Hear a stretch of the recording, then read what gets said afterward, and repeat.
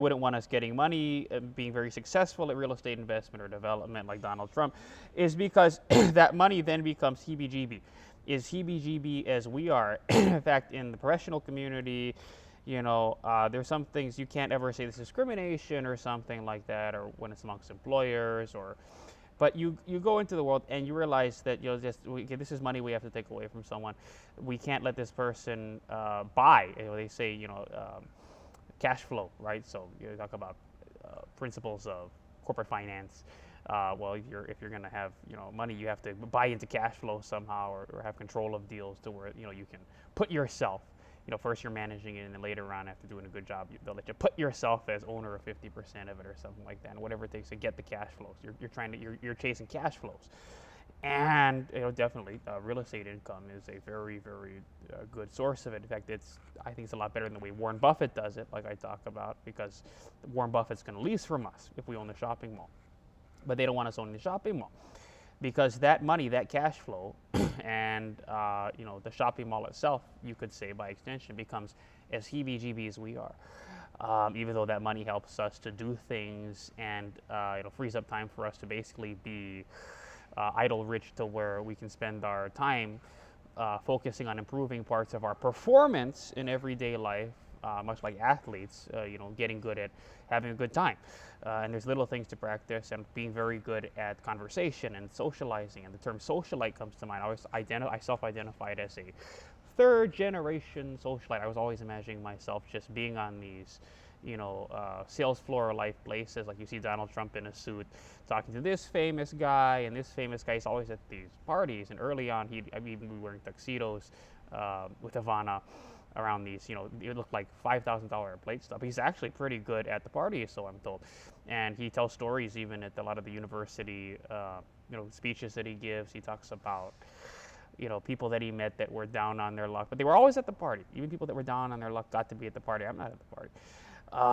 So with that said, that money is heebie-jeebie. It's as heebie-jeebie as we are. And of course, that money will help us to be less heebie-jeebie later and change our life outcomes. But no, we know you have bad genes. We think people with good genes should have, and it's just a reality economically that they're working with. They're working with the reality that real estate is scarce. Therefore, because real estate income comes from scarce real estate, that those are scarce cash flows that we should give to people that should splay. As I say, if you don't splay, you don't play. You got to have children, so that there's someone to pass it down to. Because in a society like ours, you can say all you want about we won the war against patriarchy, but look at how the probate courts look at inheritance and descendancy and things like that. And if you look at even you can go against the current with a trust instrument, definitely, and specify for yourself what your successor trustees are, or what have you. But even still, it always ends up kind of being very patriarchal. And that's is it a good eugenics template? No, it's what they were working with. But it's been that way in Western society for a long time. That you have this wife, and then you impregnate her. And then another thing that ended up happening is the single family home. Donald Trump's children never had to live with the reality of the single family home. They could hop back and forth between skyscrapers, and they got to be in luxury apartments, and probably got to be in hot tubs with famous women that weren't allowed to talk about it, that were very famous in the 70s and 80s. That's what I should have had for me, and that's what I want for my sons too. But the single family home has its own problems. Like, you can hear your parents having sex. In fact, if you read Sherman Alexie's, I think was it Smoke Signals? No, it was The Lone Ranger and Tonto, Fist Fight in Heaven. And anyone, just literary thinks about that, you just know they're, protagonist, antagonist, but you feel just as bad for the antagonist. You just know it. And so The Lone Ranger and Tonto, in this mythic cosmogonic image, adulterated, polluted by, the time. And the modern world, and everything that's lopped itself onto something so original. There's our shared cosmology, like America and Mexico crossing the border in San Ysidro, the Lone Ranger and Tonto. Look at the architecture around me, are fist fighting in heaven. And he's talking about hearing his parents having sex, and hearing because they live in a single family home, and have all kinds of single family homes, probably in an area like that. a single wide, manufactured home, not even a stick built. But if you got thicker walls, it helps. But I don't like that. My son should be focused on the own sex they want to have, not the sex of their parents.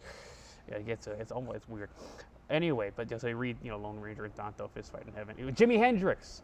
Speaking of, on the 4th of July, that was in the book that Jimi Hendrix performing the Star Spangled Banner on his what is it? As Eric Clapton put it, in Rock and Roll Heart, singing guitar.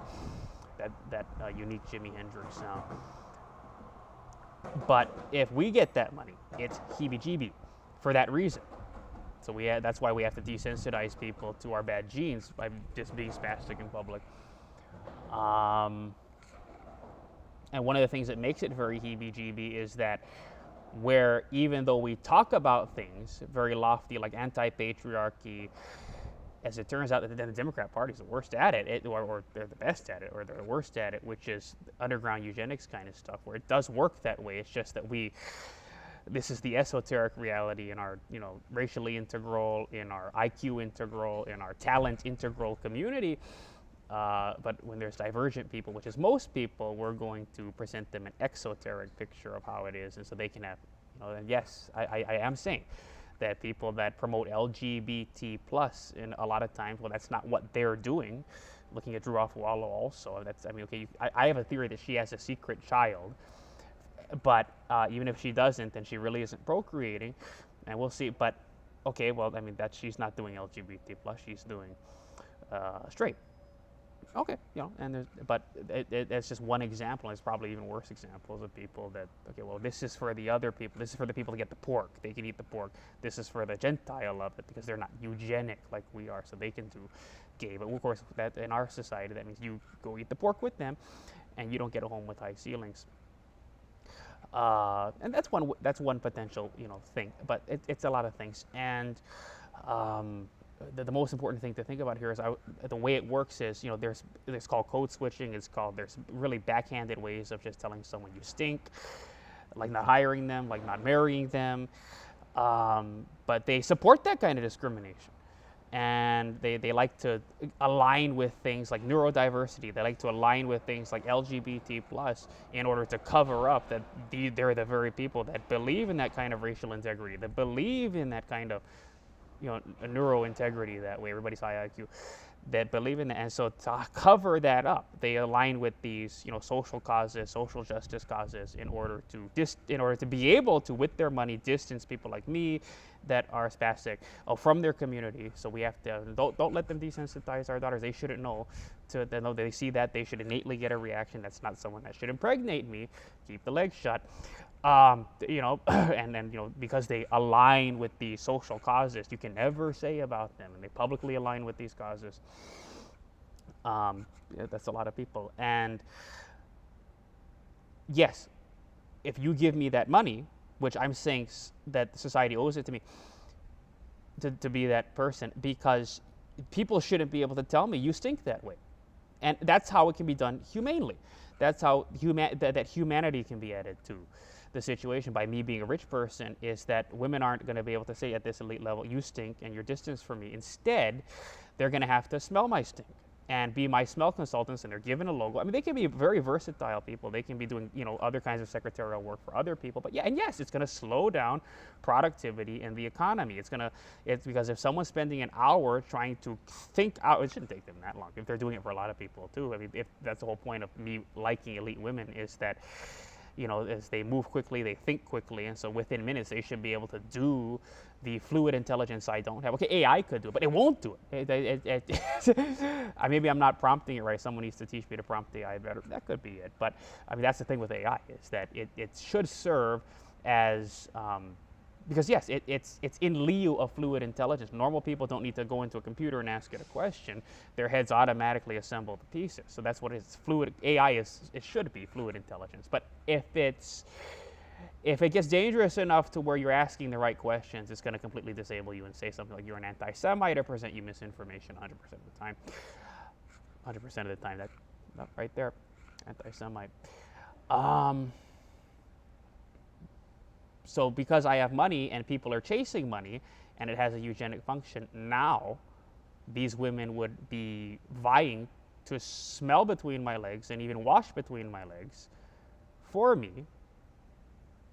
And that's why it kind of has to be done in a little bit of a quasi, no, it's not quasi. It's full on, massage parlor situation almost. Like I need someone to bathe me. I need someone to bathe me because it's just for some reason, because we can't juggle all of these things.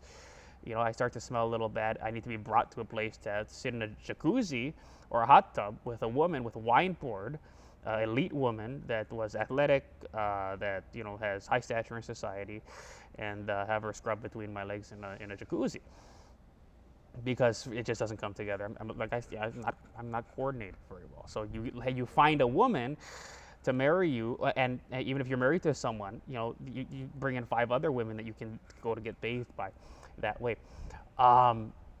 And it has to be kind of done that way, because if it weren't done that way and you were being bathed by some guy, then you're just some guy with dementia in a nursing home. But the fact I'm sexual is what separates me from that.